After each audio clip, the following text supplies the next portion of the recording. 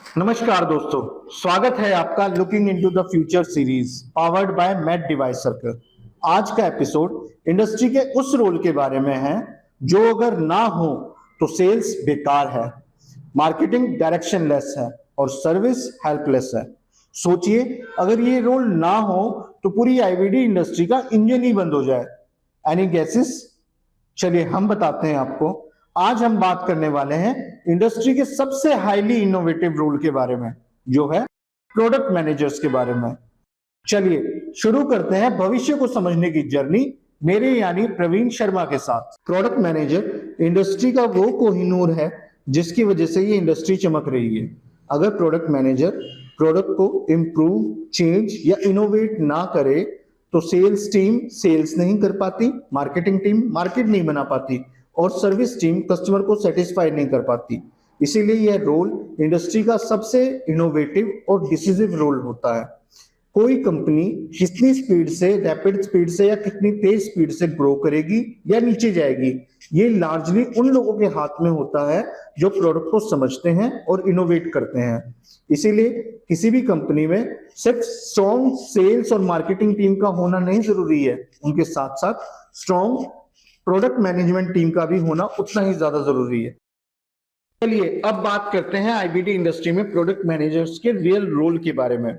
आजकल कंपनीज में product managers को मार्केटिंग सपोर्ट, सेल्स ट्रेनिंग और प्रमोशनल एक्टिविटीज में एंगेज कर दिया जाता है। But the real question is कि क्या प्रोडक्ट मैनेजर्स का रोल सिर्फ मार्केटिंग सपोर्ट तक लिमिटेड होना चाहिए, और should they actually work on product strategy and business sustainability? अगर हम आईबीडी इंडस्ट्री के बिजनेस मॉडल को देखें तो एक इंपॉर्टेंट शिफ्ट ऑलरेडी हो चुका है। पहले companies used to earn on hardware sale यानी इंस्ट्रूमेंट सेल्स पे, बट अब जो इंस्ट्रूमेंट सेल्स मार्जिन है सिग्निफिकेंटली श्रंक। इसका मतलब ये है कि इंस्ट्रूमेंट सिर्फ एक एंट्री पॉइंट है और कंपनीज का रियल बिजनेस जो है वो रिएजेंट सेल्स है। ये मॉडल ग्लोबली काफी कंपनीज फॉलो कर रही हैं। इन कंपनीज का फोकस रिएजेंट इकोसिस्टम को बचाना है, ना कि इंस्ट्रूमेंट सेल्स को बढ़ाना। अब बात करते हैं the real challenge in Indian IVD systems.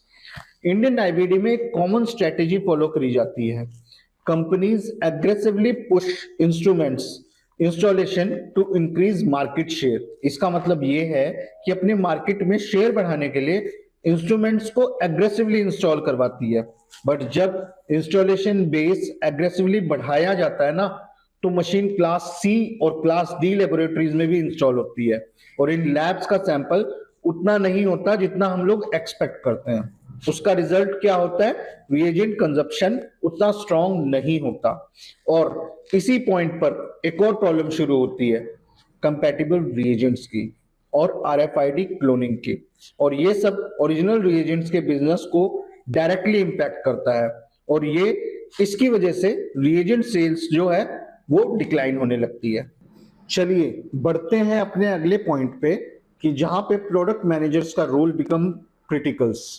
मैंने जो इससे पहले आपको वीडियो में समझाया है, उन सारी सिचुएशंस के बाद प्रोडक्ट मैनेजर्स का रियल रोल स्टार्ट होता है।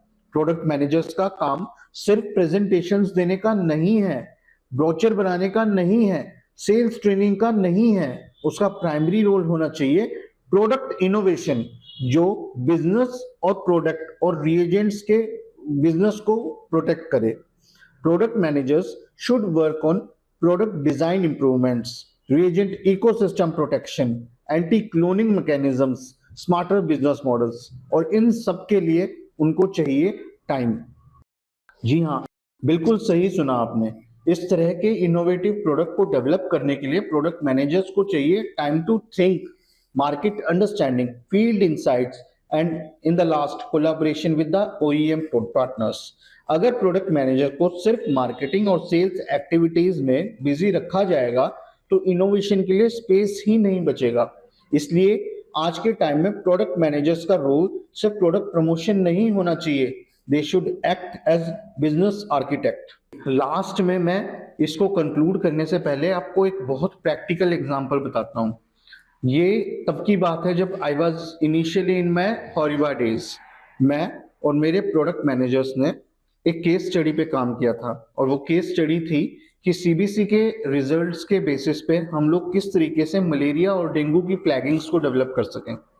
उस टाइम पे सिर्फ एक सेल काउंटर बेचना that was the purpose of the company, but हम लोगों ने, मेरे प्रोडक्ट मैनेजर ने कुछ आउट ऑफ द बॉक्स जाके सोचा और उन्होंने इस तरह की केस स्टडीज करी जिससे हम लोग मलेरिया और डेंगू की फ्लैगिंग्स को डेवलप कर पाए with the help of sale counters. अगर उस टाइम पे उस कंपनी ने या हॉरिबा की मेरी जो कंपनी थी उन्होंने उसे स्पेस नहीं दिया होता या उसे टाइम नहीं दिया होता सोचने के लिए या काम करने के लिए, तो आज इस तरह का इनोवेटिव सॉल्यूशन कभी डेवलप ही नहीं होता। तो लास्ट में मेरी कंपनी से यही गुजारिश है कि अपने प्रोडक्ट मैनेजर्स को सोचने, इनोवेट करने के लिए और एक्सपेरिमेंट करने के लिए टाइम दिया जाए और उनके ओईएम पार्टनर्स के साथ कोलैबोरेशन करवाया जाए ताकि वो जो इनसाइट्स उसने कलेक्ट करे हैं वो उनको उस मशीन के ऊपर, प्रोडक्ट के ऊपर इंप्लीमेंट कर सके। सो दोस्तों, ये था एपिसोड नंबर 4, एक ऑनेस्ट पिक्चर फ्यूचर के प्रोडक्ट मैनेजर्स के बारे में। अगर आप भी बदलते फ्यूचर का हिस्सा बनना चाहते हो तो जुड़े रहिए looking into the future series powered by Matt device circle. मैं हूं प्रवीण शर्मा। मिलते हैं अगले एपिसोड में एक नए पर्सपेक्टिव के साथ। नमस्कार।